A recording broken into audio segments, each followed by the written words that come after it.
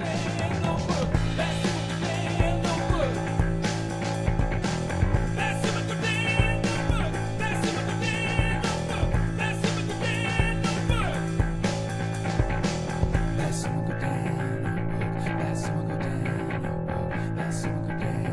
everybody, welcome to the Basu and Godin Notebook on this Monday, April 28th.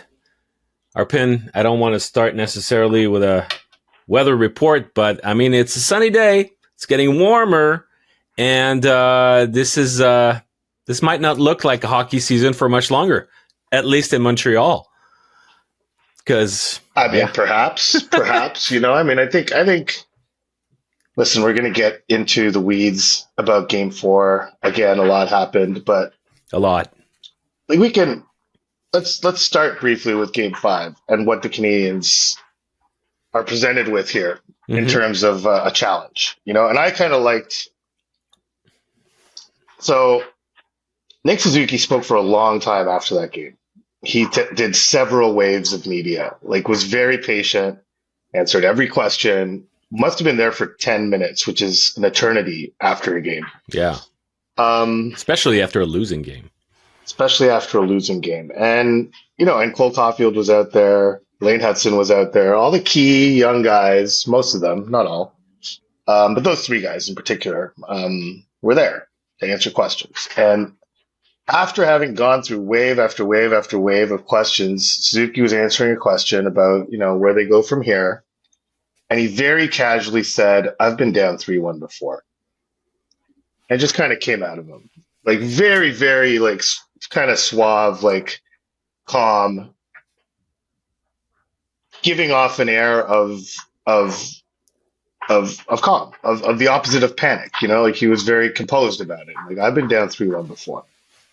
And so what I found interesting is, the last time he was down, or the one time he was down 3-1 before, a bunch of veterans in the room got up and addressed the team and gave a series of speeches that seemed to inspire the team back from that deficit against the Toronto Maple Leafs in the first round in 2021. And Nick Suzuki was 21 years old at the time, and now he's 25. Yeah, and he's the captain of the team, and that's the kind of tone this team needs right now. I've been down 3-1 before.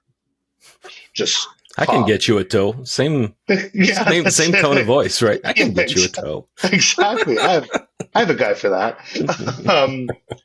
So this to me, that exemplifies what the Canadiens need in Game 5. Now, is he going to be able to transfer that to a guy like Lane Hudson or a Slavkovsky or all sorts of other guys who probably are not calm right now? Jakub Dobeš being one of them to some extent, although he was actually pretty calm.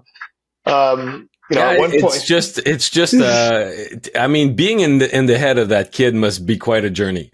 Oh my gosh! Yeah, that would be fascinating. The whole cliche of saying that goalies are a different breed.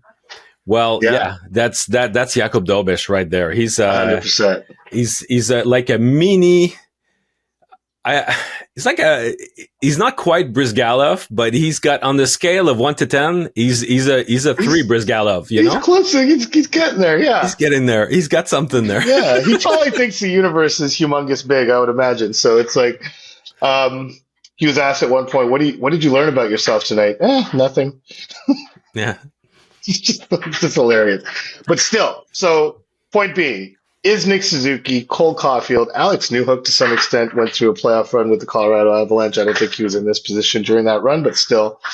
And some of the veteran guys, can they get Caden Gooley to calm down? I don't think Caden Gooley probably had a good night's sleep on Sunday night. Poor decision on the winning goal. Didn't have a great night overall. He fought the puck a great deal last night. He struggled, and so I think and Hudson felt bad fumbling the puck on the empty netter that sealed it. There are all these guys going through this for the first time that felt responsible for the loss. We didn't speak to Gooley after the game, so make that clear. But so is Nick Suzuki and those guys going to be able to impart that type of calm? I've been down 3-1 before. Are they going to be able to give that to their teammates? and they have 2 days to do it. And then this break comes at a perfect time for the Canadiens. Um, but that should be the focus over these 2 days, Monday and Tuesday, Well, is to just calm down. we've been talking a lot about the growth of Nick Suzuki on the ice, but also off the ice, as he's matured as a player, as a leader. And I think that the fact that this season, I mean, it's clearly the season where his captaincy reached a new level in terms of the sphere of influence that he's got and the example that he sets. Super comfortable in that role. And when he talks like that, and he shows a level of poise that Martin St-Louis has asked for from his team throughout the playoffs, and that maybe Martin St-Louis himself didn't quite have last night after the game.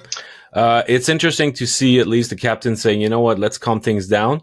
And it's a good point to refer to 2021. We don't know if it's going to be the same outcome, but somebody pointed out, actually it was Sportsnet Stats who pointed out that no team in the NHL has lost more series after being up 3-1 than the Washington Capitals.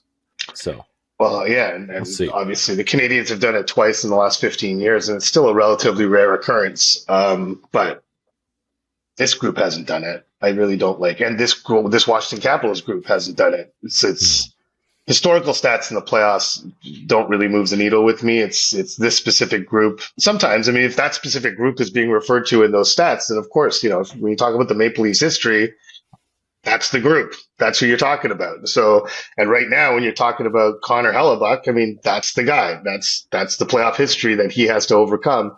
This group has no real playoff. The only playoff history this group has is largely positive, right? So, and you can, as far as the Canadiens, I mean, and so you can draw on that, and that's what they could do. But I hope, so let's get to Martin St. Louis here and his post-game comments. Like, my hope would be that the Canadiens can get past the frustration and the anger they felt at the officiating of that game and take ownership for the fact that you're up 2-1 in the third period.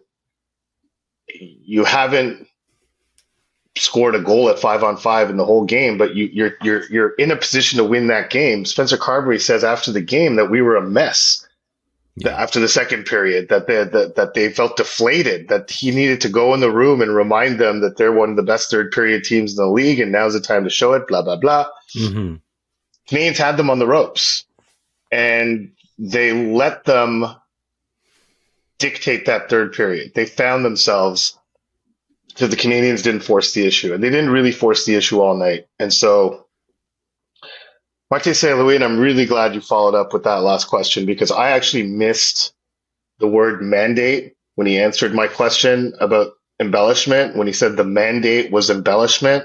Yeah. And had you not asked that follow-up question, asking him to explain the process, I would have missed that completely. So Martin St. Louis seemed quite at a loss for words after the game. Literally said, "I don't know what to tell my team." Got a suggestion of what to tell his team from our colleague François Gagnon, and appreciated it and said he was right. Which was a great way to put the question. His entire first power play unit, or no, the three guys who combined on the first power play goal, are combined younger than he is. Their combined François age, Gagnon, not Martin St-Louis. François Gagnon, exactly. Yeah. So their combined age is 61. Ivan Demidov, 19. Juraj Slavkovsky, 21. Wayne Hudson, 21. And so, is that right? Yes, that's right. 21, 21, 19. Yeah. Yes. And so, yeah, he said, you're right. That is a positive. But overall, I don't like blaming the officials, man. They can be bad. And if they make like an egregiously bad call that like leads directly to the winning goal, then maybe you can, yes, I think that's somewhat justified to blame the officials in that circumstance. But I can't look at that game and put it on the officials. I don't know if you disagree with that, but I think that's losers do that, I feel. Yeah, that's a loser's excuse, is that the officials cost us the game, and that seemed like what Martin St. Louis was focused on after the game. Well, it's just that I don't. The officials started. There were many things that seemed to bother the Canadians. Martin St. Louis was bothered by the embellishment thing because it was so the mandate was that Kent Hughes spoke to the official supervisor on the morning of the game and was told our guys tonight will put a focus on embellishment. So obviously that meant that among other things. among other things. Yes. So that hinted to the fact that they identified that embellishment had been an issue prior in the series and that there would be a crackdown on that. Martin St. Louis must have thought that Pierre-Luc Dubois in the second period embellished on a call, and he got upset with that. It might because that's probably the most blatant case of embellishment on the Capital side. I think he would have thought Tom Wilson embellished on the Armia call too. Both those penalties. Good point.